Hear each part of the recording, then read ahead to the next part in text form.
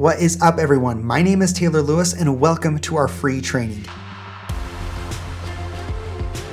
Okay, so you're probably here because you want to become the next Steven Spielberg or Robert Richardson or Roger Deakins or Christopher Nolan. Or maybe you want to become a YouTuber like Casey Neistat or Peter McKinnon. Well, good, because you've come to the right place. I'm going to share with you my top 5 hacks for the ultimate cinematic look. Plus, I'm going to throw in a bonus tip at the end, so get excited.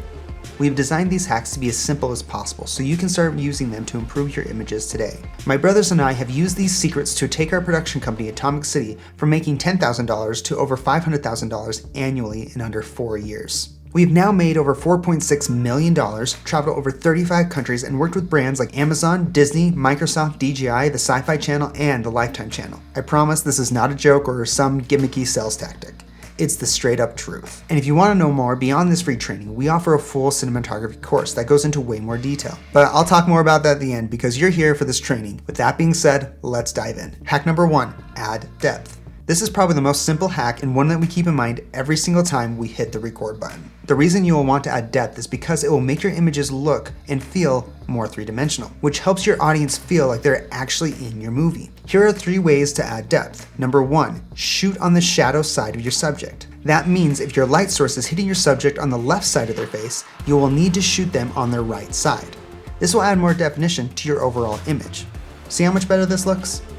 Number 2, use the lowest f-stop possible. Doing this will blur the background, creating a layer of separation between it and your subject, which will add another layer of depth.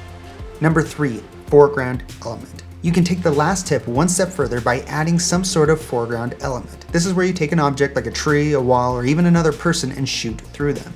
Using this simple hack adds multiple layers of depth to an image and is probably the simplest way to enhance the cinematic look. Hack number 2, color contrast. Using color deliberately is a great way to enhance the cinematic look. One way is to combine warm and cool colors to produce high contrast, vibrant tension in a scene or movie. The easiest colors to use for this are orange and blue, otherwise known as the orange and teal look. This is a favorite amongst YouTubers and rightfully so, because most Hollywood action films use this same color scheme. Honestly, it is crazy how many movies use this. I mean, just look at all these posters. It's only the orange and teal or blue and orange look. It's crazy.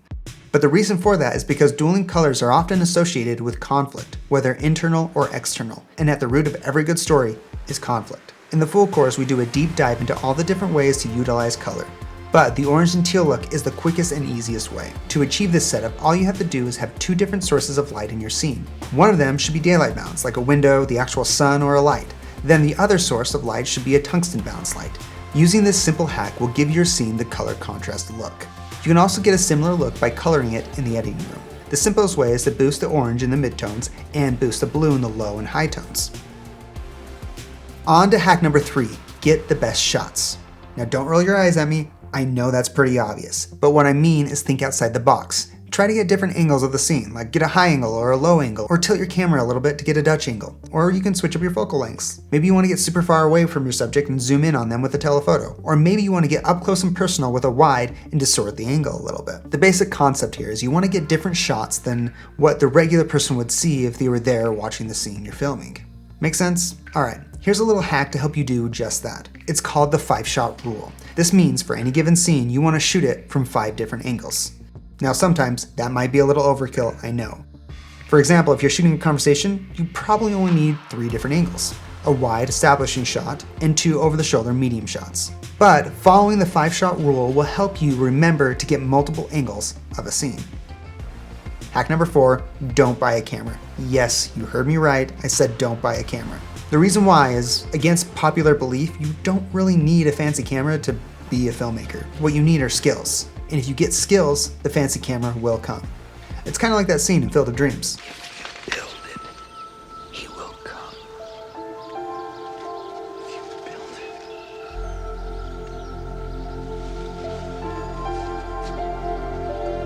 it. But instead of build, it's skills, and instead of them, it's a camera. Okay, maybe it's nothing like the Field of Dreams scene. That was just a bad example. What I'm trying to say is, fancy cameras might help, but they're not actually needed. Believe me, we have literally used iPhone footage in multi-million-dollar ad campaigns. If we can do this, so can you. So the idea with this hack is it's more of a mindset than an actual physical hack. So many people are obsessed with the latest camera that shoots 12K resolution. or they think shooting in a beautiful location is going to make their images turn out amazing. Both of those things just aren't true. By far, building your skills is way more important. The truth is, the perfect location, 9 times out of 10, doesn't even exist. And the perfect camera setup just might be too expensive. So here's one little trick that we've used to make boring locations look epic. I call it movie magic. Oh, should never have put the handle like that. I call it movie magic. I know it sounds super cheesy, but the term helps me rethink what I'm trying to shoot and see it from a different angle. Here's a quick example. So we were shooting this ad for this company where the story was following this guy as he was restoring a car. The client wanted the hero shot of the piece to be this guy driving his newly restored car into the sunset. Magical, right? But sadly, you can't fully restore a car in the 6 hours we had to shoot. So it would have been easy for us to say, well, the car doesn't run, so we just can't get that shot. But we were determined to find a way. So instead, we towed the car to a road and we got 3 crew members and had them push the car to get it up to speed. Then they went and hid in some bushes as we got the shot of the guy driving his car into the sunset. This is movie magic. So this hack is more about thinking outside the box and utilizing the knowledge and skills you have to achieve something that otherwise wouldn't be possible. For our 5th and final hack, we are going to talk about something that has literally made our careers as cinematographers, and that is storytelling. And to be more specific, I'm talking about visual storytelling. Now I know what you might be thinking. I came here to learn about cinematography, not writing, which you're not wrong, but as a filmmaker / cinematographer, you are a visual storyteller, and you need to be able to tell good stories, or your videos will suffer. Honestly, this is one of the first things that gets overlooked by most beginning filmmakers. But I guarantee if you focus on becoming a good storyteller, you will go much farther than someone who focuses just on the technical side of cinematography. And you ask, how do I know this? I almost said that again. So how do I know this? Well, this is how my brothers and I were able to scale our production company to handle multi-million-dollar ad campaigns. The first 4 hacks I shared with you will level up your skill, but the hack of becoming a visual storyteller is what will take your career to the next level. Now, I'm going to be a little honest with you here. What made us stand out from the crowd is not our ability to capture amazing images, but rather the ability to tell a great story. Even if you use those first 4 hacks I taught you, they won't do you any good unless they advance your story. So the question is how do I become a good visual storyteller? Well, the trick or hack here is to make sure your action progresses from one shot to the next. Let's go back to the guy restoring his car. It would have been easy to get a bunch of slow motion shots of him working and then throw some music on there and call it good. But that wouldn't have told a good story. Just would have been a collection of pretty shots. Instead, we started with him opening the doors of his garage, then working on the car. Then we show him pulling out of his garage, and finally we end with the hero shot of him driving down the road into the sunset. So picturesque. It's like a Hallmark movie almost. Do you see how the shots progress from one to the next? This is one of the elements of visual storytelling. The other way is to visually tell a story by the shots themselves. If you watch the car example again, we start with a wide establishing shot of the scene, which places our character in his garage. Then we move on to tight shots that show his attention to detail. Then the spot ends with an ultra-wide shot that helps show accomplishment and success. See how these shots themselves tell a story?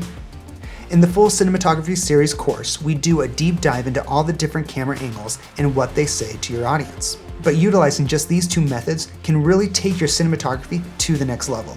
So to recap, using those 5 hacks, adding depth, color contrast, getting the best shots, skill before gear, and telling visual stories, you can create a cinematic sequence that looks like this.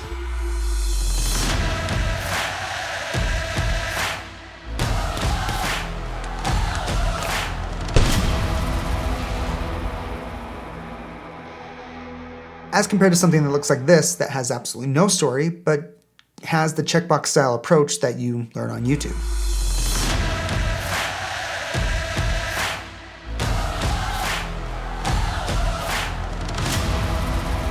See how being able to tell a story visually makes all the difference?